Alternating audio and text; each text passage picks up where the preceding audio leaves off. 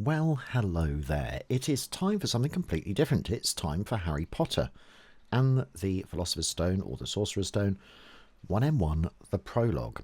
I'm not intending to do the whole film at this stage, although at some point I might end up doing all of it. But I am interested in this whole thing. So music by John Williams, orchestrated by Conrad Pope, and I've sort of done the original thing. It's not necessarily exactly the thing in the film. I've just sort of transcribed it from the orchestrator's score, and also used some timings and BPMs as well from the LTP.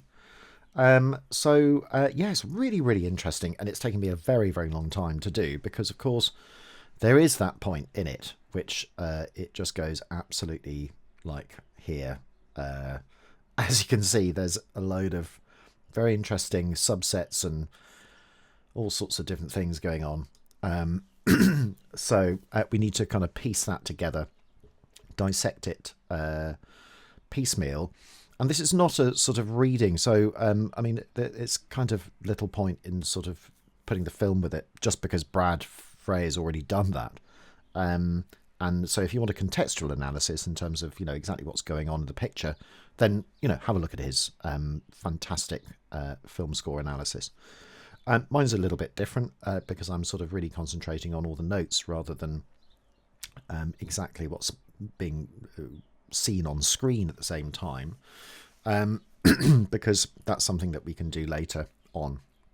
So really what I want to do is really get to the bottom of exactly what's going on. Of course, there are going to be little typos, our familiar little things. As we go along, I'll sort of present it to you as best I can. So what have we got? Well, we got 114 bars of this cue. It's quite long, and it's the introductory cue. Of course, there is the introduction right at the very beginning, which I will also just quickly show you because it's sort of, important that it's there. Where is it? Here we go, Warner Brothers logo. And I've done a sort of very small reduction of it, just on 2 staves, really. So we got C harmonic minor,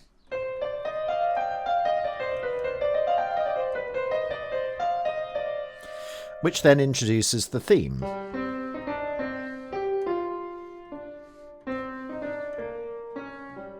Like that. And what is great about this is that, of course, it introduces the the Hedwig theme, which is the first thing that John Williams wrote for the trailer, I believe. And then there's all this great anecdotal evidence in his book. Hold a sec, let me get it. Pardon me. By Tim Grieving, absolutely superb book actually, which is in chapter 14. So if you've got the book, then do have a read of that, because it's so important to kind of go into it. And yes, he says on page 439, he says, from the opening bars under the studio logos, it sounds like a wild wind is blowing through the Celeste, and the score continues to shimmer and bustle from then on. Even the main setting of Hedwig's theme, which John established as the film's principal melody, has spilling streams of Celeste notes. You really have to break the part up because it's so fast, Kerber explains. And this refers to Kerber, the keyboard player, who actually played Randy Kerber. This is who was imported from the LA to sit in with the LSO for many of the solos. And he said, yes, you have to break it up between two hands. It doesn't necessarily lay that great all the time for the keyboard. So you have to play with one hand and then grab this hand. It's like you're going back and forth. So you work out the choreography between the hands, and then you get back to where it's smooth, and then you get it up to speed. And it's really interesting as, he talks about these sort of slightly off notes. And this sort of really comes from a bit later on, which I'll explain, to do with the Hungarian minor, where we have that sort of sharp 4 or flat 5 sound. Like that. And it's all the way it pervades the whole score, really, just orally. I haven't analysed, obviously, the whole score, but I suspect it pervades almost all of it. And there are all these modal influences, which, we know that John Williams is a huge fan of modality. And it's sort of it's in that DVD extras on Alex North, Spartacus. He mentions modality quite a lot.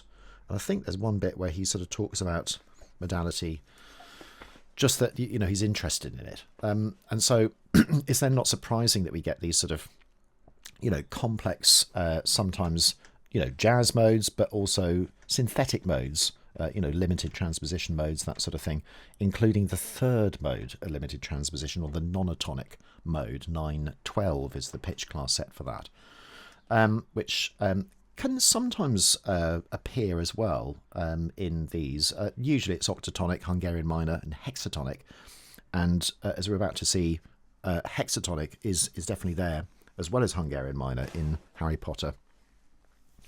But I've sort of tried to sort of go around it. And also, I think, just from a counterpoint angle, this is really interesting, because the main rule with this sort of counterpoint is that there should be at least one chord tone per harmonic beat. So in this case, it's going to be per dotted crotchet, dotted quarter note beat. So as long as you've got one of them in those beats, then you're kind of okay. And actually, there's a lot of emphasis on the tonic. So even when in the second phrase, or the second bar, which is a sort of counterpoint to the first bar. So melodically, he's got this sort of jauntiness, sort of almost witchy sort of thing. There's a sort of connotation of dum ba dum bum ba dum bum. This sort of 6/8 dance rhythm has often been a sort of associated with witches and wizards and things like that. I'm thinking that, when I learnt the violin, there was a piece called Witch's Dance, something like that. And it was all in sort of dotted rhythms. So I wonder whether he got it from that. And obviously, because it's intended to be sort of quite childlike from the point of view of Harry as well. So I wonder whether that's part of it. But anyway, it's an interesting sort of little miniature first subject, second subject type thing, just in that first phrase. And also that counterpoints the energy, the recessive energy from the progressive energy of the first bar, which is sort of largely positive, going up and then it recesses down, bit of recession. Now the second half of that bar changes with a lot of recession, and then of course it continues along. So with this particular bit, it's a bit like you know, the way that you know, I've said a bit like Bach in the sense that you know, we've got sort of 2-part counterpoint. So we've got 4 notes to every 1 note, or even 8 notes to every sort of crotchet beat chord, 4 notes to every quaver beat chord. So here we've got a good example of octave displacement. So in other words, sort of instead of having that, which would be awkward if the violins were there, so we then got a leap of a 7th, which is completely allowable.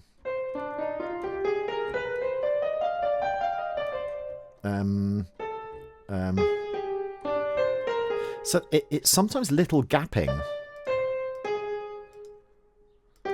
and he prefers gapping rather than, you know, rather than putting another B in there, which is interesting. So it's quite deceptive. You've got to be really careful.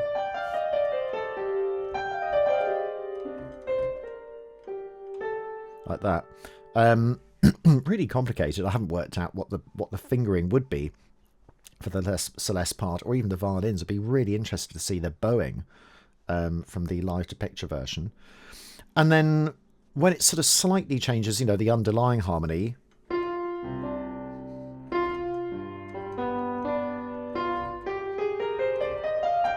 so it's an altered dominant, really.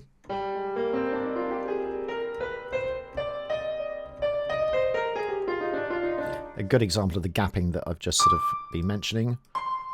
There's no D in the middle of that. So he prefers to keep to the same rhythmic device. That's kind of easier with gapping than it would be to have lots of 5s, lots of 6s, as opposed to sort of those, you know, tetrachord things as well. And then I've gone from sort of, you know, dominant sounding or alter dominant sounding. That's back to the tonic. So again, a sort of slightly dominant sounding because it's sort of 7th or flat 7. And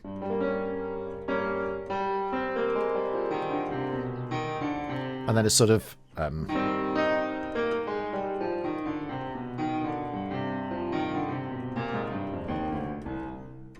sorry, all the notes are in the wrong octave, but you can get the idea. Sort of 6/4, sort of mostly tonic.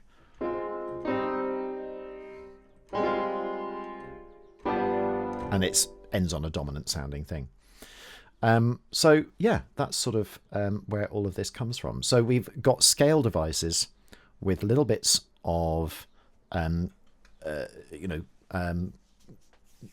melodic decorative notes, passing notes, auxiliary notes or neighbouring notes, and arpeggiations. And that's the whole thing. That's what it's all mixed up with little bits of flavour that seem to accord with the general harmony around things. So it's a minor harmony. So it's a sort of Phrygian flavour at that point.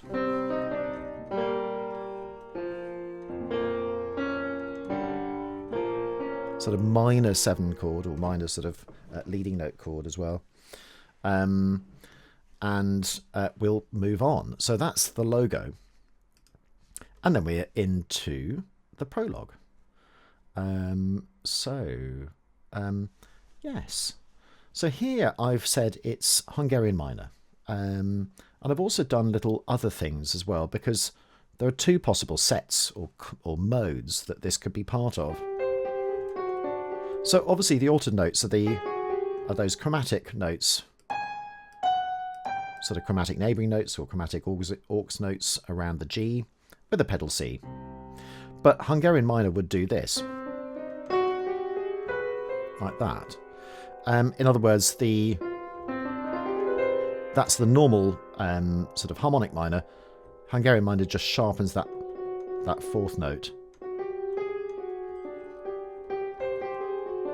But you'll notice there's no B anywhere in those first few bars. which is a deliberate ambiguity because it also means you can have a minor Neapolitan like that as well. So with that, so you can have this almost a sort of Hungarian melodic minor almost. So interesting. But the reason why those two things are important is that later on there's reference to both of those sets, 720 and also 730 as well, 722 as well as that. So that's why I've sort of illustrated it, because it sort of becomes possibly more important a bit later on. So we've got this sort of initial sort of basically C minor with that sort of a little dominant sort of thing going on. Little variants of the initial melodic cell like that. And then we've got these sort of triads like that going all the way up. So we got minor triads and then going up to an A flat minor or G sharp minor. I've called it A flat minor just so you can see how it's a chromatic mediant away from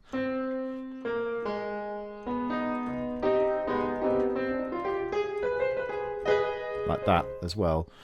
In fact, an actual mediant rather than a chromatic one necessarily. But there we go. And then we got that pedal C going all the way through.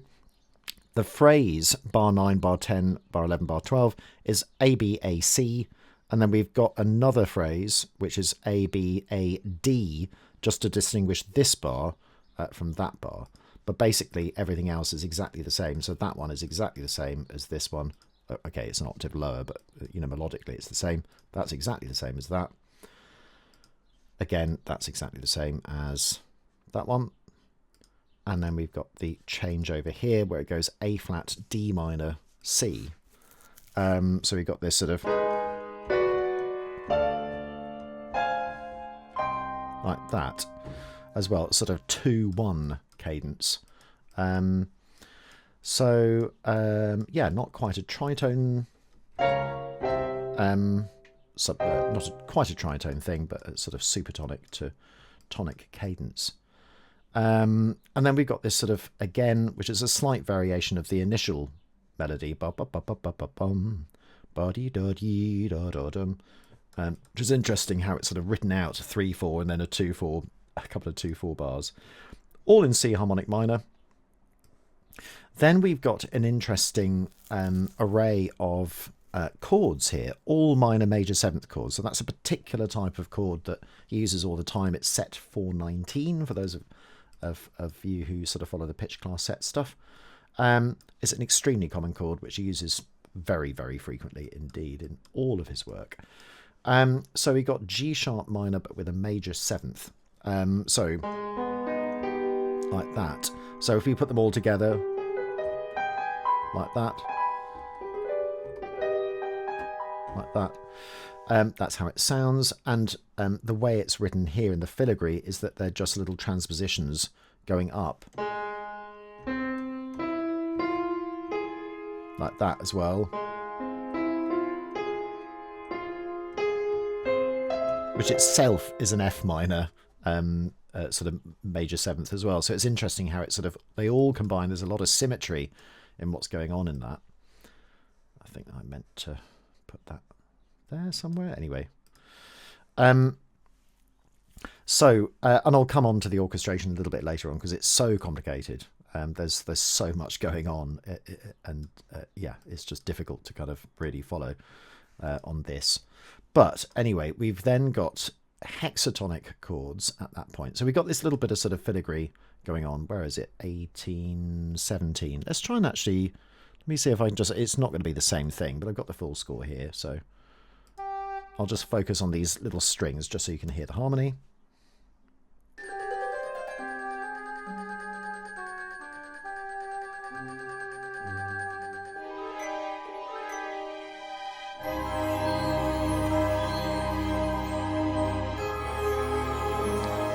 Okay, so we've got all of those sort of huge chords that sort of transpire after that. So we've got a really interesting thing. We've got sort of standalone chords, really. but they accord with specific types of sound. So we've got a full hexatonic set in C minor at this point, which is really interesting.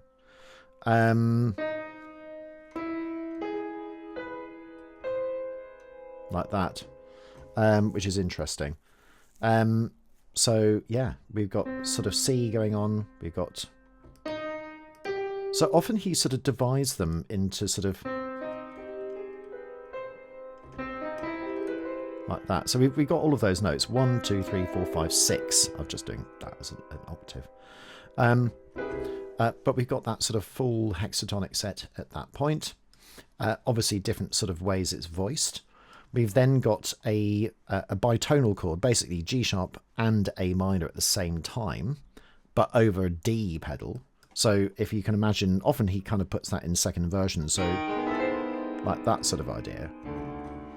So that's what we've got in terms of the flavour of that particular sound. And this would be absolutely impossible to work out without doing pitch class set theory, because you can at least get all the notes, bung them in your pitch class set calculator, which is, this is the one I use. And then it sort of, churns out exactly what it is. Obviously the D is an anomalous note, so that's just, a slash chord. But from this, but if we sort of add up all of these notes, that is what we get. Interestingly enough, with the added G natural, which is present actually, up here, it becomes a full third mode of limited transposition as well. Which is part of a non-atonic subset too. So I don't know whether that was sort of in his mind or whether he just sort of knows that. But that's interesting. So a non-atonic set, if I just type in 9/12 here, it will tell you what it is. So it's just semitone, semitone, semitone. Then you have a semitone gap, 3 semitones, another gap of semitone, 3 semitones, another gap of semitone. So it's this very, very sort of, chromatic set, synthetic mode. Which he would have studied much earlier in his life. So interesting, we then get another 6Z19B, but this time the D sharp is part of here, and that's also part of that set anyway, because of course it's part of the G sharp minor. Like that. And you can also see how Hungarian minor and how 6Z19 fits both into that whole modality as well. So the only note that's missing is that, like that. So we have A minor, and then we have G sharp minor, like that. So we have those, but you can see how it fits into that Hungarian minor as well. It's very, very clever. He's managed to sort of, choose modes which he can sort of flit freely in and out of, and they match. And that's what makes his music so extraordinarily rich harmonically as well. So that's exactly what he's doing. Is he's using a specific bitonal chord that he knows fits into a Hungarian minor, which is also part of the whole thing. So that fits. We're then into another sort of bit of minor seventh here, where the G natural again makes part of mode 3 of limited transposition. And then we're into Hedwig's theme. In F sharp minor. So in this case, we're back into our minor major seventh chords and then augmented triads as well, which is also part of a subset of the same set 419. In other words, with this, you can also create augmented triads with a seventh as well. So again, that would fit, and that's why it works. So let's have a listen to that just on the basic thing. Where are we? So bar 26. So we get a bar 26 here. We'll see how it feels in the same key.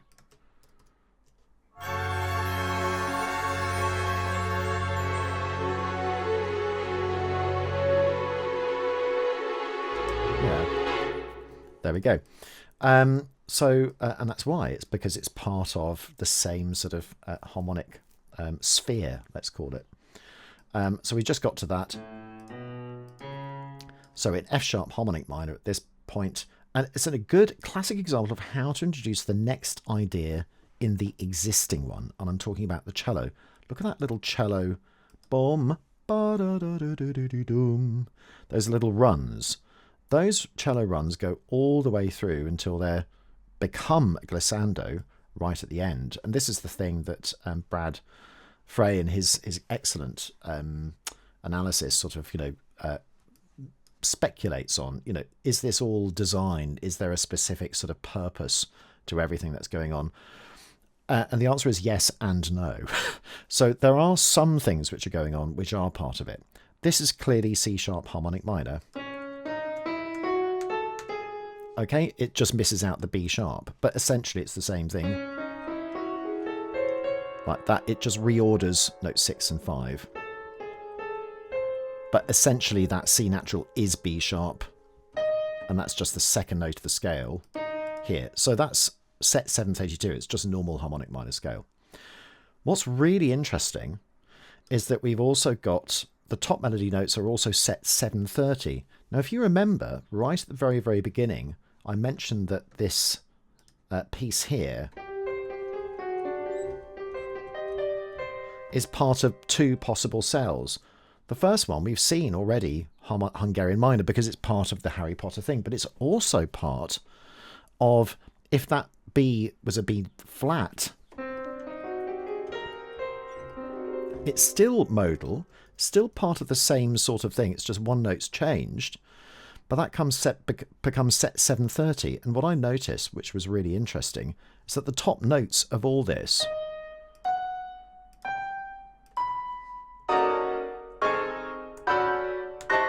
which are all atonal, of course they are, but the top notes are 730. That's really interesting. So he's actually used the same sort of modal possibility, even though it might be unconscious, and it probably is, it's not necessarily a conscious decision, but it's part of the same set, which is really interesting. But then all of these notes, a lot of these notes, are subsets of a C sharp harmonic minor, which is 732. So this first chord is actually just simply Hungarian minor. Like that. That first thing is just Hungarian minor. In G. It's just it doesn't feel like it, because we have F sharp minor in the bottom. Let's just hone in on that quickly.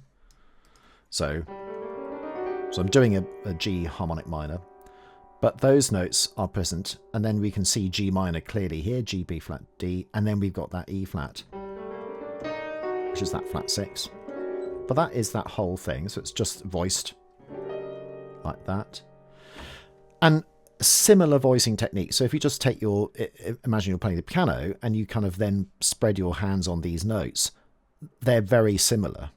Here we've got 4 notes. It's just, I probably should have written the E in this hand as well. It's just that it was easier to sort of do. But anyway, but you can see how the spacing is very, very similar in terms of the notes. Slight gap of a fourth between the two middle notes, and then another fourth. And again, that sort of symmetrical design is definitely part of Williams's approach. Anyway, this set is part of that set. That part being the same pitch class set completely, even though it's been transposed upwards, is again the same subset of C sharp harmonic minor. Of course it is. It has to be. It's the same pitch class set. This one, although its numbers is incredibly close, isn't. That's not part of it. And then 6Z44 is an outlier as well. 631 is a subset of both this one and the set that drives the main melodic device. Like that as well. So then we've got 6Z44. That's also an outlier too. I think I said that. 631 is a subset of 730. So this one is a subset. 735 is a complete outlier. In other words, atonal, completely not reliant upon anything. That's octatonic. 828, a full octatonic set at that point. And then 719, how it ends is almost octatonic, but not quite. And it ends in this sort of extraordinary sort of chord here, which is fully atonal. And I think he's making a deliberate choice to be atonal in all of these sorts of things as well. But it's interesting how, the melody notes themselves seem to really derive from the initial idea of this rising transformation, and that's exactly what's going on. McGonagall is transforming into herself, basically. And it's a divergent progression. So here we've got things going up, and here we've got things going down. As simple as that. So we've got this sort of F sharp minor Hungarian, which diverges to a truly atonal collection right at the very, very end. But it's interesting how he has an interval widening technique. So what I've done is I've taken the bottom note and the very top note, and I've condensed them into a normal interval. There's no point calling that a diminished third, even though it is. It's a major second sounding. We've then got another major second sounding. We've then got another one, major second sounding, and then he moves to a third, major third, then another major third, perfect fourth,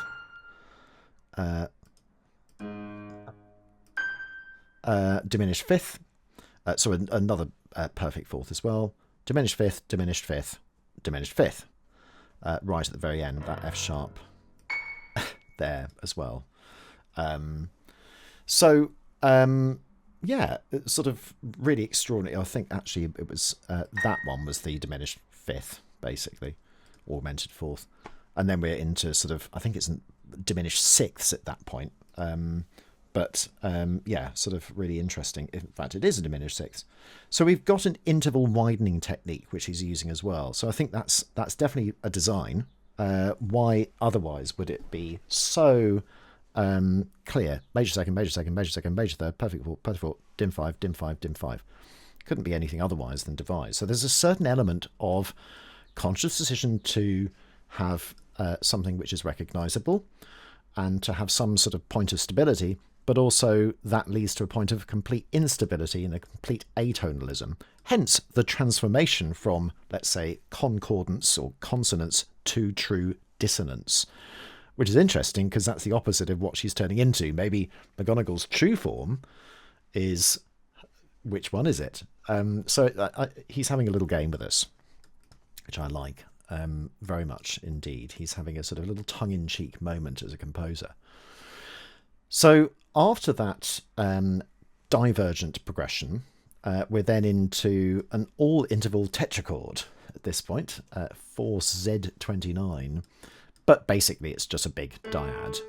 So what I've done is I've taken all of those notes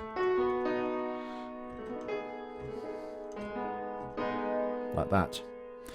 And the reason why it's called an all-interval tetrachord is because it contains all intervals. So if I just sort of reset that and go, I think it was 4Z29, was it? I think. Yes. So you can see interval class vector. That's a very posh word for a column. The first column is minor seconds. The second column is major seconds. Third column is minor thirds. Fourth is major thirds. Perfect fourths. Augmented fourths, and everything else is an inversion of it. Hence, interval class vector. So here, it's got one of everything. That's why it's called an all-interval tetrachord. So we then move on to here. So it's a sort of neutral chord at that point. And then we have this sort of question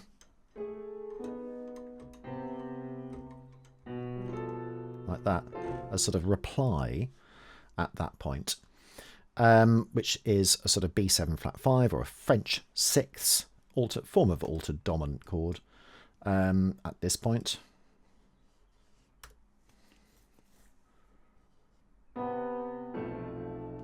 Like that.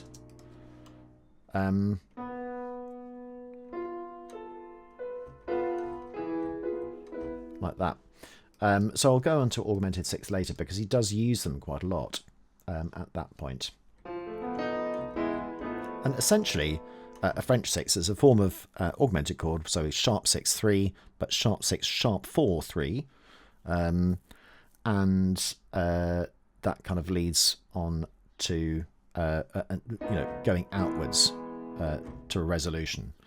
Here it's just used as a sort of flavouring chord. And then we're into a sort of interesting B Ultralocrian mode. So mode 7 of C harmonic minor. So in other words, if I go C harmonic minor, I just start on like that, and that gives me all the notes that I need. Like that. Because of all of this going up on at that point with the woodwind, that's why it does that. And then we're sort of into our brilliant E minor sort of thing. We've then got that little sort of B dominant pedal, which actually leads us into that as well. Also, again, idea A, idea B, it sort of cross fertilizes from one double bar line into the other, into the change of time signature. And here we're into our E minor, but I've called it E sus4. Like that, E sus4 flat 6 9. It's all the notes that are not sort of, it's got a pedal of E, but all the notes that aren't actually E, apart from B. But there's no G there, you see, so that's why I sort of called it sus. And also there's that flat 6 as well. So E melodic minor, and then we're into this flowing, lovely Hedwig's theme, which I've highlighted in yellow. So let's just play that. It's quite slow, actually, I think, this one.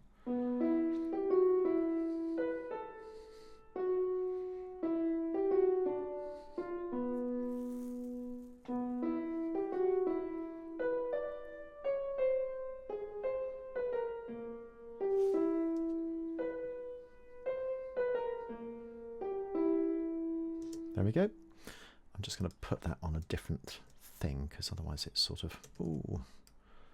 Let's just do that. So let's go back. I know this is sort of quite involved, isn't it? So we've got E minor, and we've got little pedal notes as well. We've got E minor, E melodic minor, like that, or Ionian mode. And then occasionally it changes.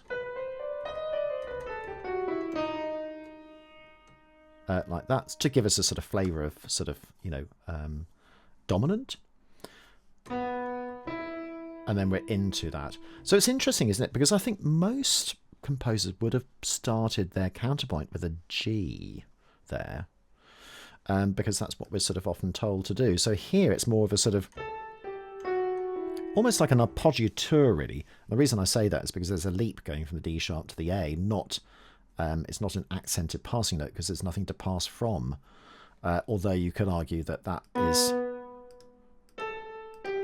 sort of like that. But anyway, he's got the B eventually here. But it's just interesting that he starts with an A.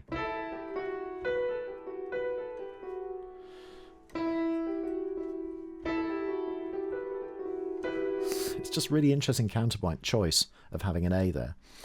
So E pedal with violin sonorities, adding an A, C and F sharp to whatever's going on. In other words, those sus4, flat 6, 9 type notes, which are going on at any one time. So it's just very close analysis. A little Dorian A. So all of those, do you see how all of these sort of little modes just correspond with these sort of, you know, important notes in the theme?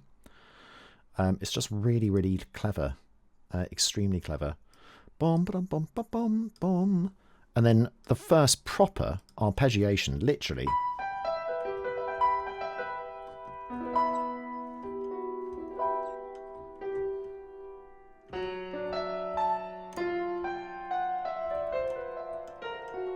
So real jazz at this point.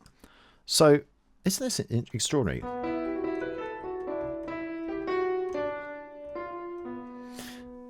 So it's this sort of, you know, wrong notes. And also the accompaniment.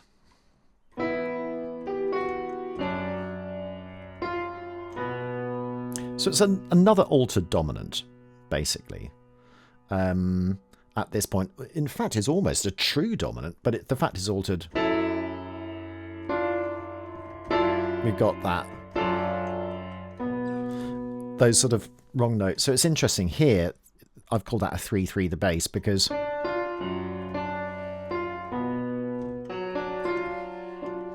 and that chord, that 3-3 chord, and when I talk about 3/3, I mean literally the pitch class set 3/3, which is 3/3B actually, this one 034. But Mark Richards calls it 0811, which is completely correct in terms of the voicing of it. In other words, if I start with that as O, 1, 2, 3, 4, 5, 6, 7, 8, 9, 10, 11, we get that type of chord formation. It's a sort of almost like a suspended chord sort of thing, almost. So again, and then a real jazz going outside the, you know, a semitone away from what you're meant to be there for. And then he ends up on a, you know, E minor chord, but in second version.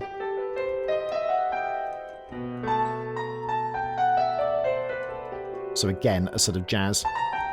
It's almost like a jazz improvisation. I mean, if you just took that alone, just that bar, let's just see if we can just play that bar. So this one goes in there. And interesting enough, they're all descending minor thirds.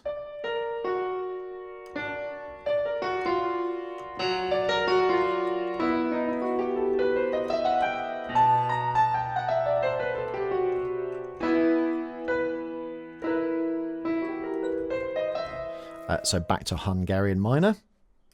Hints of Hungarian Minor there. Back to E minor. And then to the second phrase. So here, he's just going up a tertiary shift. All into things. And then we got this sort of tertial transformation. Which is amazing. Which is the whole sort of, you know, real genius of Williams. So I might just sort of add those as extra sort of things. Whoops.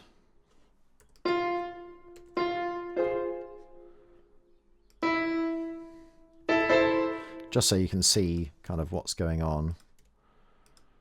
And I'll put the... Whoops. It's weird, isn't it? How it does that sometimes. Let's get rid of that, do that, and then go into that, and then just make sure we don't play them, so that if anybody plays the reduction, my patrons, they won't have that blaring out at that point. And then we'll colour them red. There we go. So we got our E minor. Whoops. E minor, G minor, F minor, A minor. And our little sort of tertiary modulation thing is this. That sort of chromatic mediant sort of progression. Here we got our C as continuity. And then we got the change notes. We got that A flat going to A natural, which is going up. And then we got the F going to E, which is going down as well by one interval. Like that as well. So that's the whole essence. Like that. And it's all root position chords, interestingly, which is fascinating in terms of the bass line progression as well. And we have all of these sort of tertial things. That's a tertiary thing. That's a tertiary thing. That's another tertiary thing, going from A to F sharp minor. Sorry, here in A minor, that lovely minor ninth, and then F sharp 7 flat 9. And interesting enough, he reharmonizes this sort of F sharp 7 flat 9 because of the G. Different times, every time it comes over, and that's a sort of, you know, a little trick, because it's quite hard to sort of feel that harmony.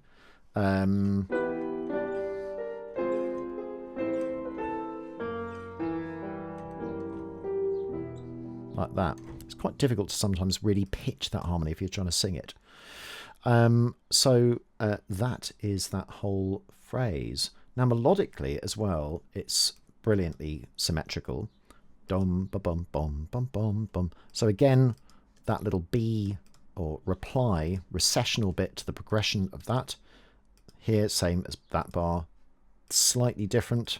And also that is now more recessive, but it ends on a dominant because it ends on B. Back to the tonic. It's a classic melody writing technique. Dum bum. It's same as bar 2. Bum bum bum.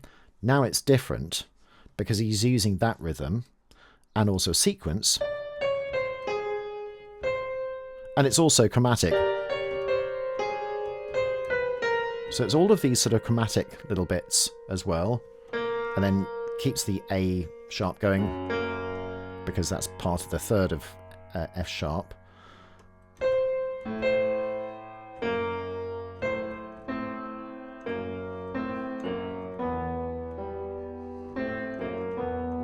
There's just little thirds above whatever the root note is. It's really, really clever. So here, in other words, you know, our little sort of notes that give us our tonality. Third. Third. Third. Third. But not contained in the melody at that point. But then it is back in the melody. Third. Third. Third. So it's almost anticipating the next chord. Amazing. Absolute genius. I wonder how long it... Well, we know it didn't take him... It took him an evening to write that. When he was out for dinner. Went back and wrote it all out. There we go. Extraordinary. And as we've explained before, you know, a lot of these notes are arpeggiations. So that's an arpeggiation of that. That's an arpeggiation of that. That's an arpeggiation of A minor. Those are all the sort of chord tones that you would have in F sharp minor as well. Don't forget that could be A sharp as well, with little chromatic passing tones. E minor here, but we've got sort of... So it's just a harmonic minor, another chromatic one. But notice how all of these are sort of really interchangeable, all of those.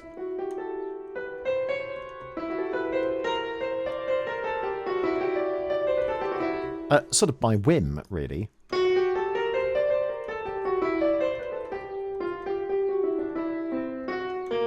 know, amazing. And then we got this sort of interesting sort of French sixths going on. So here we've got sort of A minor with an E in the bass, like that. And here we got a sort of French six. So the notes are C, E, F sharp, and then A sharp, French six. It would normally go to a B, but it doesn't. It sort of goes to an E flat on its own. Almost a sort of tritone sort of sub, really. But from the opposite way. Sort of flat 7. Like that.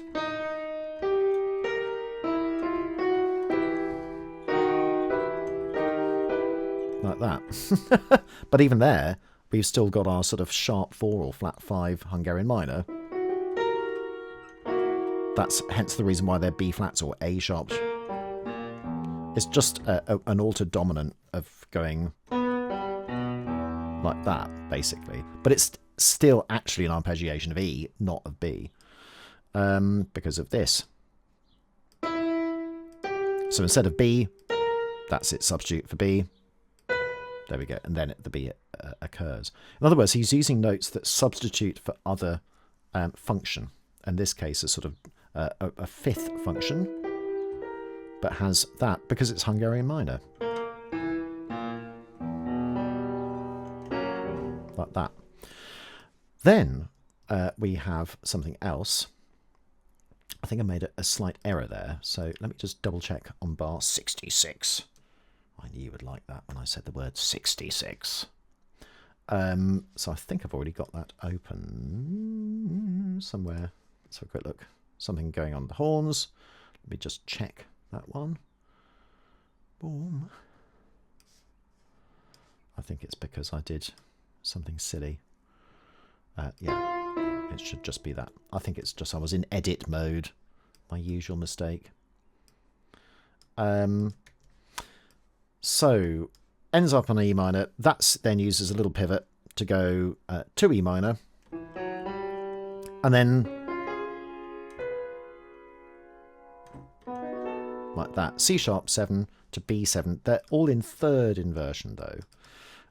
So in other words, the 7th of the C sharp 7 is in the bass. The 7th of A7, sorry, B7 is in the bass. So we've got root, 5th, 3rd, 7th in terms of how it's voiced.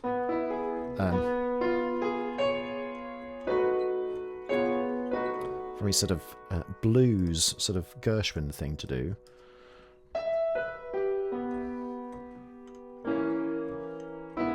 Like that. Same thing, F sharp 7, E7, but all third inversion dominant 7th chords. We've got another third inversion dominant chord.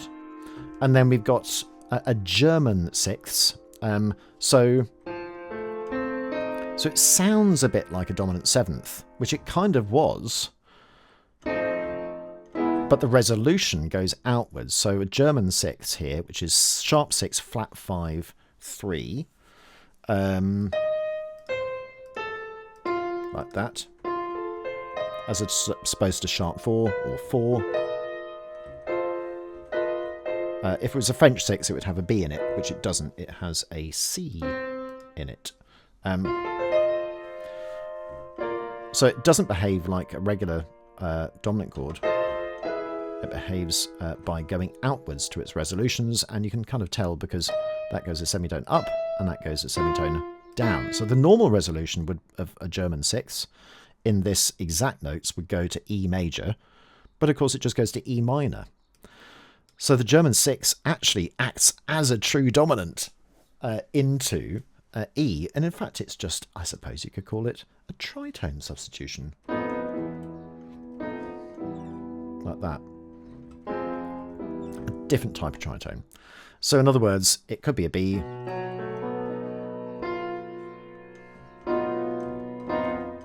Like that as well.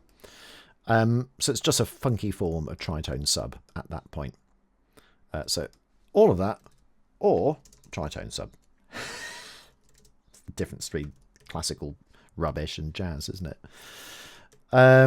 Okay, now we go into E Hungarian minor again, because of our sharp 4, don't forget that. Our A sharp or flat or B flat, but A sharp. And then we're into our oboe and glock as well, and chrotal with the softest sticks. And we're in E minor all the way through.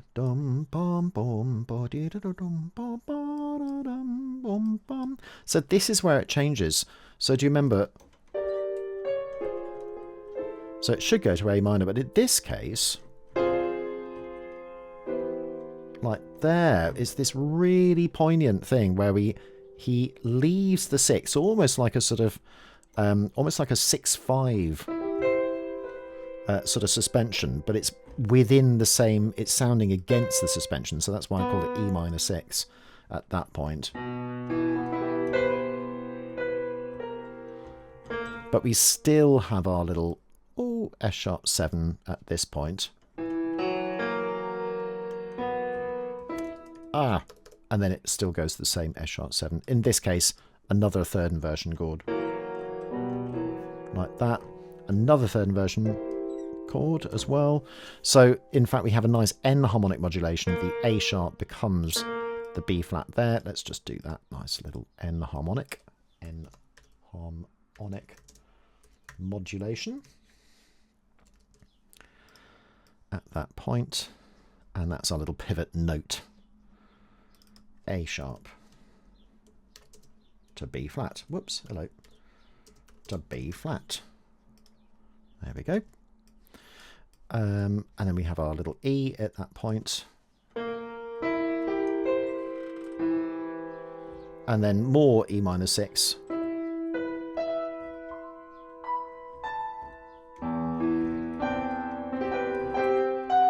So interesting how often that happens, actually.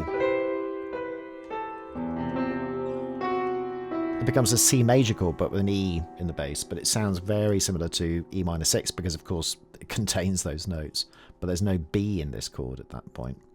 Apart from there, right at the end, which could, I suppose you could argue, is just an octave displacement from that. And then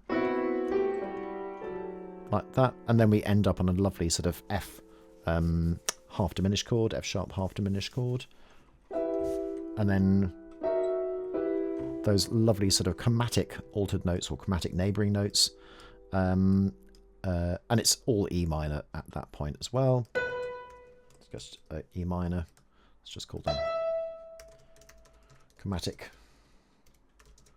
aux notes. We call them auxiliaries in England, UK. I think you guys in America call them neighbouring notes or something like that. Exactly the same thing. You can have a lower one, an upper one, chromatic ones, all sorts of different things. Yeah, that just happens. So I think it's just that. Oh, no. Yeah. Half dim. No, that's not half dim. That's something completely. That's a French 6, isn't it?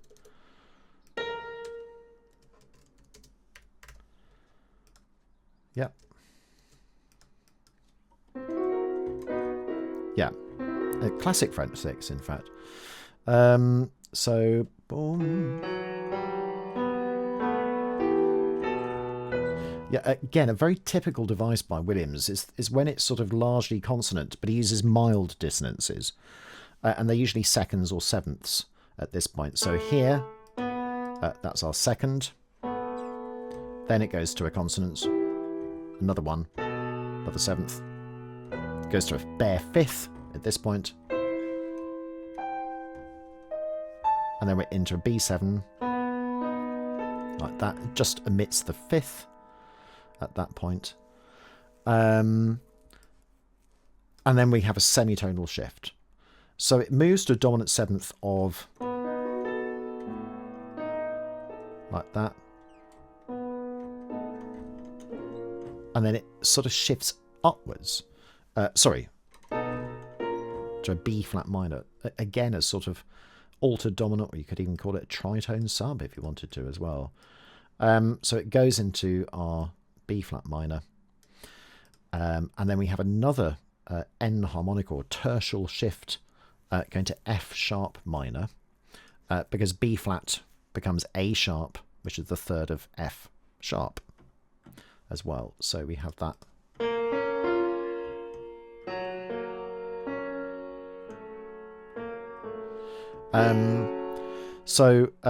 But another semitonal shift, really.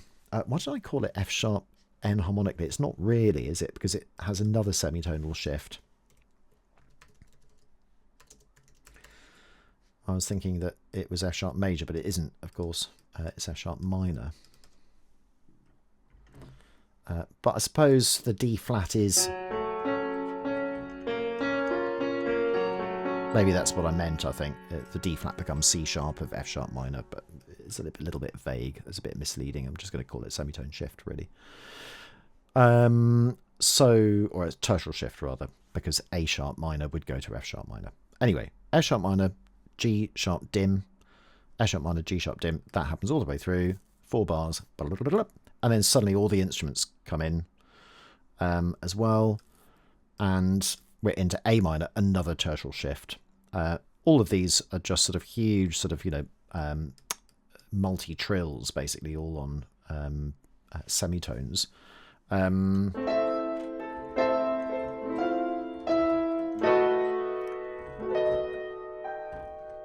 then B7 sharp 11.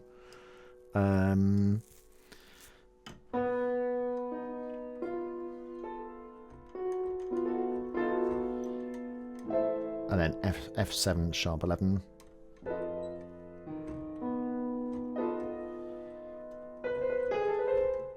and then into A minor. So the last sort of chord is basically F7 sharp 11, and all these are just sort of chromatic filigree, which is quite difficult to sort of hear. I couldn't get the right rhythm really, but it does fit like that, which is very typical of Williams as well. So yeah, what an extraordinary cue. So much in it as well, I think, at this point. So much in it. So we've got that for you. And then I think a little bit of orchestration. I'll probably do a separate thing about orchestration. So I'm not sure I want to sort of go into all of it because it's so difficult. So I think I might do that into a separate video, in fact, actually. So I sort of don't sort of cross-fertilize one thing into the other. But this has had everything. It's had pitch class set stuff. It's got funky bitonal things. It's got the major minor seventh chords. It's got wrong note bass. It's got third inversion dominant chords with the seventh in the bass. It's got tertiary modulations. It's got tertial shifts. It's got altered dominance. It's got Hungarian minor. It's got hexatonic chords as well. It's got filigree. It's like everything. It's got pedal notes. It's got everything. It's even got a 3/3, doesn't it? Everything that is John Williams. If you could encapsulate all of John Williams into this one thing, this would be it, actually. It's got thematic material as well, huge design, and on that sort of fire engine in the background, whatever it is, ambulance, I think it's time to sign off, and I shall see you very soon.